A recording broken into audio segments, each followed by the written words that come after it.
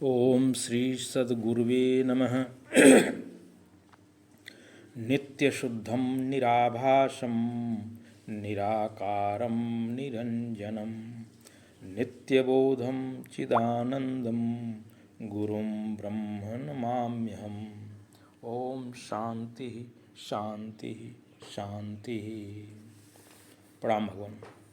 भगवान आज दृग्दृश्य विवेक में परम पूज्य ब्रह्मनिष्ठ महात्मा स्वामी श्री अखंडानंद जी महाराज का जो प्रवचन है, वह प्रवचन इसी मन पर आधारित है कि यह जो मन है यह किस प्रकार का है और यह संकल्प विकल्प कैसे करता है। तो कहते हैं स्वामी जी कि माया दो रूप धारण करती है। एक तो अपने को ठग करके अपना नाम पहले अहम बनाती है, एक अपने को ठग करके अपना नाम पहले अहम बनाती है और फिर मनुष्य बनाती है। एक दूसरे को, पराये को, जगत को विक्षिप्त कर देती है। देश काल वस्तु के बारे में स्वप्न में भी दुनिया बहुत बड़ी होती है, विक्षिप्त होती है, वह चित्त का विक्षेप है।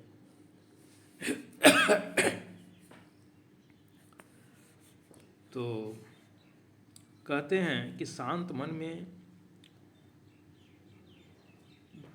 ये जो प्रपंच है, शांत मन में प्रपंच नहीं दिखता, शांत मन में प्रपंच नहीं दिखता।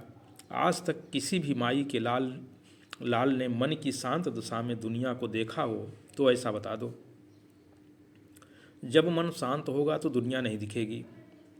अच्छा, तब तो दुनिया तब दिखती है जब मन चंचल होता है। जब फिल्म की मशीन चालू कर देते हैं तब दृश्य दिखता है, फिल्म की मशीन बंद हो जाती है तब दृश्य नहीं दिखता। तो दृश्य कहाँ है? पर्दे पर है कि फिल्म में, जिसके चालू होने पर तो दृश्य दिखे और चालू न होने पर दृश्य न दिखे। तो दृश्य पर्दे पर है कि दृश्य फिल्म में है? तो स्वामी जी कह रहे हैं कि भले मानुष, बाहर यह कुछ नहीं है, यह तो शिव जी का महाश्मशान चेत रहा है।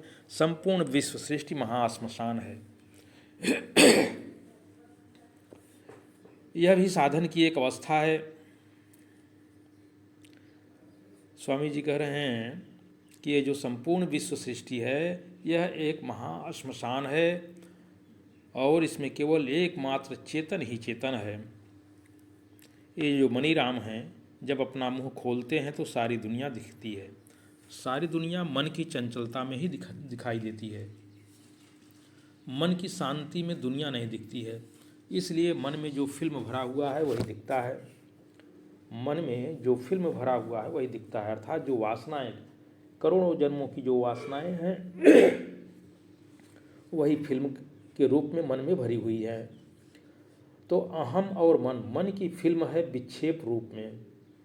पहले आवृत्ति है, आवृत्ति है माने पहले अपने ब्रह्मपने का हो गया आवरण, अर्थात अज्ञान से मैं अपने ब्रह्मपने को भूल गया। आवरण होने के बाद मैं और यह बना। जब वो अज्ञान से मेरी ब्रह्म रूपता ढक गई तो फिर मैं और यह बन गया। मैं तो है अहंकार और यह है मन। मन जब अपना मुंह खोलता है तब यह सारा दृश्य प्रपंच स्वप्न में जैसे दिखाई पड़ता है, इसी प्रकार यह सारा दृश्य जगत, जागृत का सारा दृश्य दिखाई पड़ता है। ये माया की दो शक्तियाँ हैं। माया माने जादू का खेल।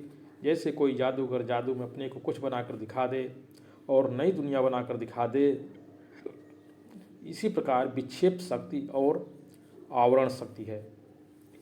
ये जो दो शक्तियाँ हैं, विक्षेप शक्ति और आवरण शक्ति, यही माया के जादू का खेल है।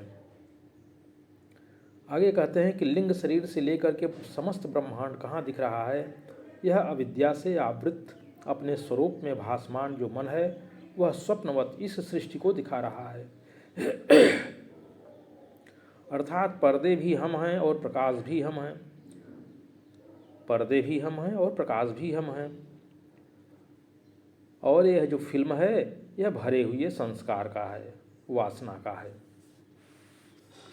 बहुत बढ़िया। भगवान आत्मा ही स्वयं प्रकाश और अधिष्ठान है।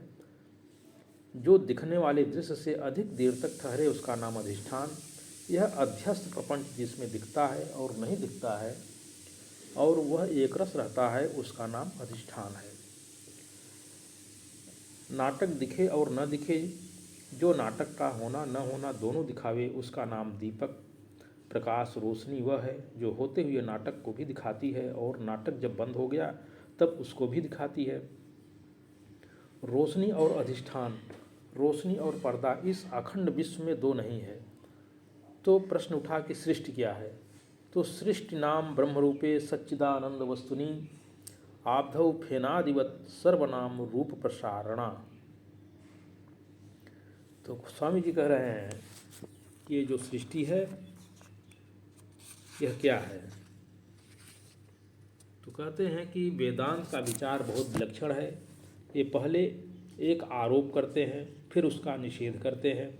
जैसे कोई अज्ञात संख्या निकालने के लिए संख्या का आरोप करके गणित करते हैं फिर उसका अपवाद कर देते हैं, इसी प्रकार सत्य वस्तु को जानने के लिए खास करके उस वस्तु को जहाँ इंद्रियों की पहुँच नहीं है, अनंत को अद्वितीय को इंद्रियां विषय नहीं कर सकती, खास करके वहाँ जहाँ मन की पहुँच नहीं है, खास करके वहाँ जहाँ बुद्धि की पहुँच नहीं है, खास करके वहाँ जहाँ साक्षी भी नहीं देखता है, साक्षी दूसरे को ही देखता है।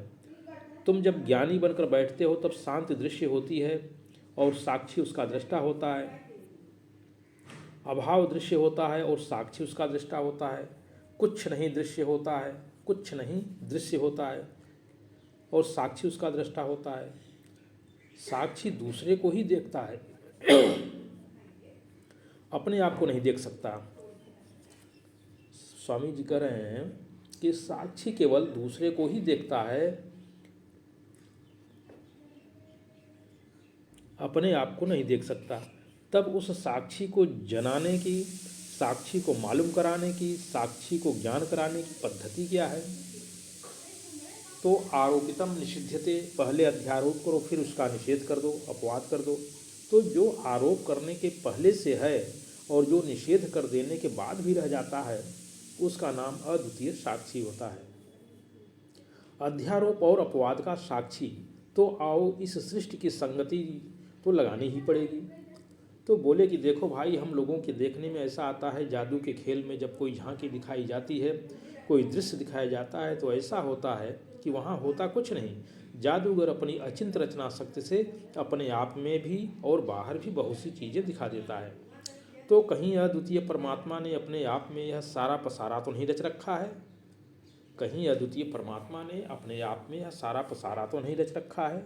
खुद बनाने वाला और खुद बनने वाला जैसे नट ही अपने को हजारों रूप में दिखाता है, वैसे कहीं अद्वितीय परमात्मा ही अपने को हजारों रूप में देखने वाला भी और दिखाने वाला भी वही। कहीं ऐसा तो नहीं है? तो कहते हैं कि आप ही अमृत, आप अमृत घट, आप ही पीवनहारी, आप ही ढूंढे, आप ढूंढावे, आप ही ढूंढनहारी। तो भगवान, इसको मैं यही समाप्त करता हूँ। प्रणाम भगवान।